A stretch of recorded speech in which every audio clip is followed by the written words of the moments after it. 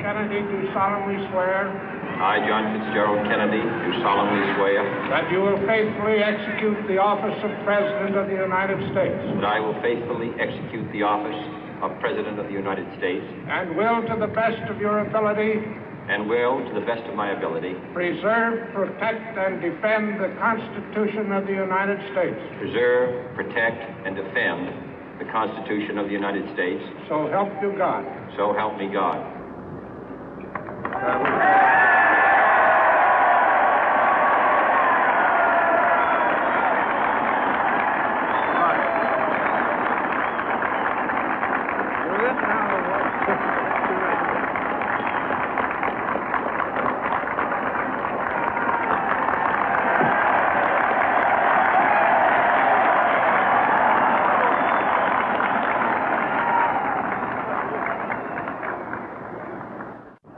Vice President Johnson, Mr. Speaker, Mr. Chief Justice, President Eisenhower, Vice President Nixon, President Truman, Reverend clergy, fellow citizens.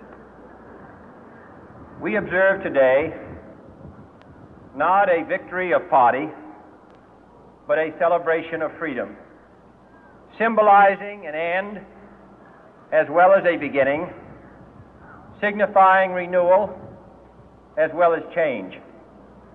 For I have sworn before you and Almighty God the same solemn oath our forebears prescribed nearly a century and 3/4 ago. The world is very different now, for man holds in his mortal hands the power to abolish all forms of human poverty and all forms of human life. And yet the same revolutionary beliefs for which our forebears fought are still at issue around the globe. The belief that the rights of man come not from the generosity of the state, but from the hand of God. We dare not forget today that we are the heirs of that first revolution. Let the word go forth from this time and place to friend and foe alike that the torch has been passed to a new generation of Americans born in this century, tempered by war, disciplined by a hard and bitter peace, proud of our ancient heritage, and unwilling to witness or permit the slow undoing of those human rights to which this nation has always been committed and to which we are committed today at home and around the world.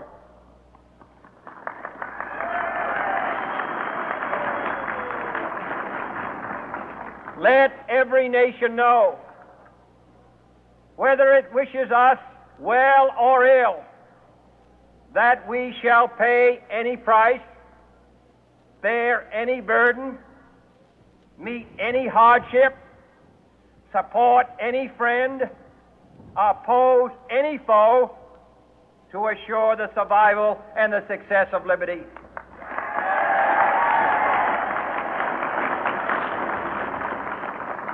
This much we pledge and more. To those old allies whose cultural and spiritual origins we share, we pledge the loyalty of faithful friends. United, there is little we cannot do in a host of cooperative ventures. Divided, there is little we can do, for we dare not meet a powerful challenge at odds and split asunder. To those new states whom we welcome to the ranks of the free, we pledge our word that one form of colonial control shall not have passed away merely to be replaced by a far more iron tyranny. We shall not always expect to find them supporting our view, but we shall always hope to find them strongly supporting their own freedom and to remember that in the past, those who foolishly sought power by riding the back of the tiger ended up inside.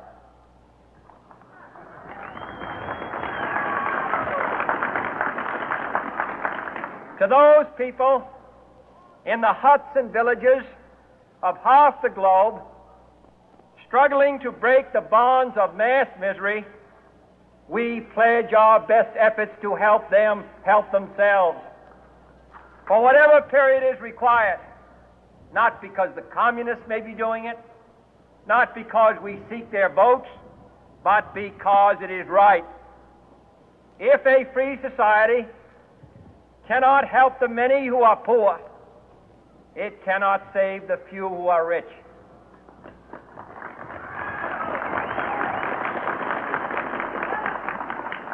To our sister republics south of our border, we offer a special pledge to convert our good words into good deeds, in a new alliance for progress, to assist free men and free governments in casting off the chains of poverty. But this peaceful revolution of hope cannot become the prey of hostile powers. Let all our neighbors know that we shall join with them to oppose aggression or subversion anywhere in the Americas. And let every other power know that this hemisphere intends to remain the master of its own house.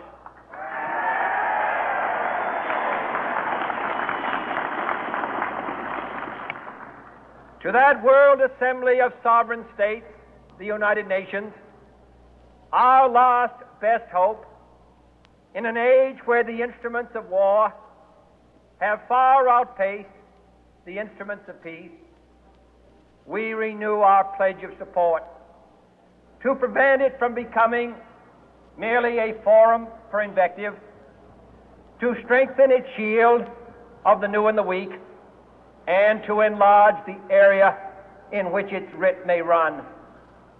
Finally, to those nations who would make themselves our adversary, we offer not a pledge, but a request that both sides begin anew the quest for peace.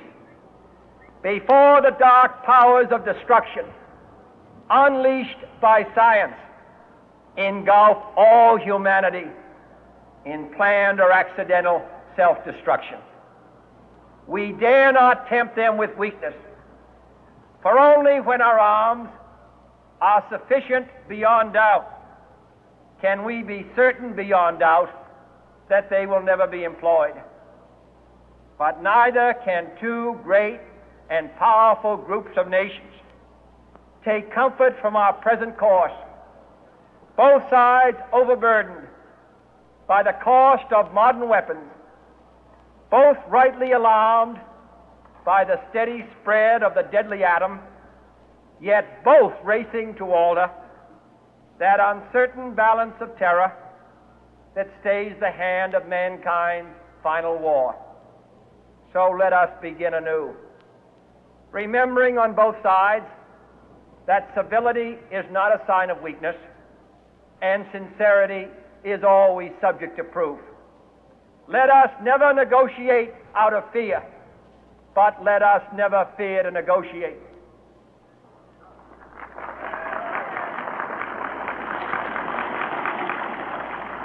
Let both sides explore what problems unite us, instead of belaboring those problems which divide us. Let both sides, for the first time, formulate serious and precise proposals for the inspection and control of arms, and bring the absolute power to destroy other nations under the absolute control of all nations.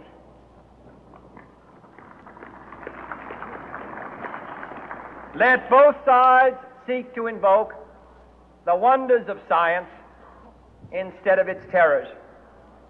Together, let us explore the stars, conquer the deserts, eradicate disease, tap the ocean depth, and encourage the arts and commerce. Let both sides unite to heed in all corners of the earth the command of Isaiah to undo the heavy burden and let the oppressed go free. And if a beachhead of cooperation may push back the jungle of suspicion, let both sides join in creating a new endeavor, not a new balance of power, but a new world of law, where the strong are just and the weak secure and the peace preserved. All this will not be finished in the first 100 days, nor will it be finished in the first 1,000 days, nor in the life of this administration, nor even perhaps in our lifetime on this planet. But let us begin.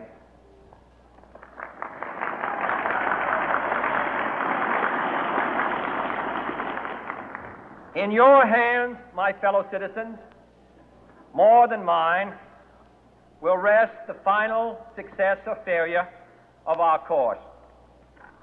Since this country was founded, each generation of Americans has been summoned to give testimony to its national loyalty. The graves of young Americans who answered the call to service surround the globe.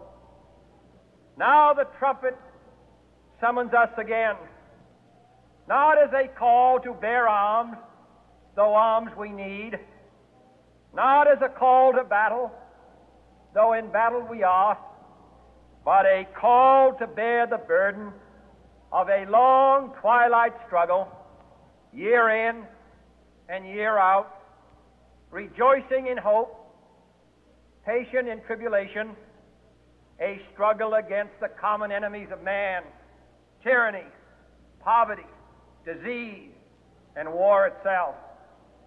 Can we forge against these enemies a grand and global alliance,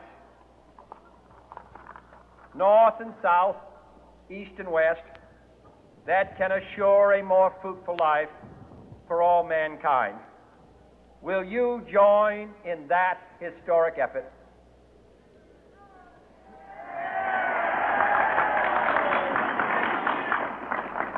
In the long history of the world, only a few generations have been granted the role of defending freedom in its hour of maximum danger.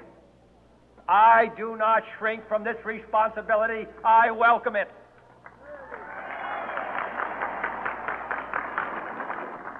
I do not believe that any of us would exchange places with any other people or any other generation. The energy, the faith, the devotion which we bring to this endeavor will light our country and all who serve it.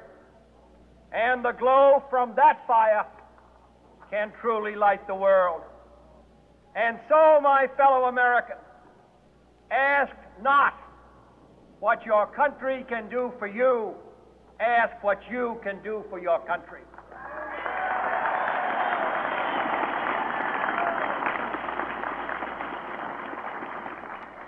My fellow citizens of the world, ask not what America will do for you, but what together we can do for the freedom of man.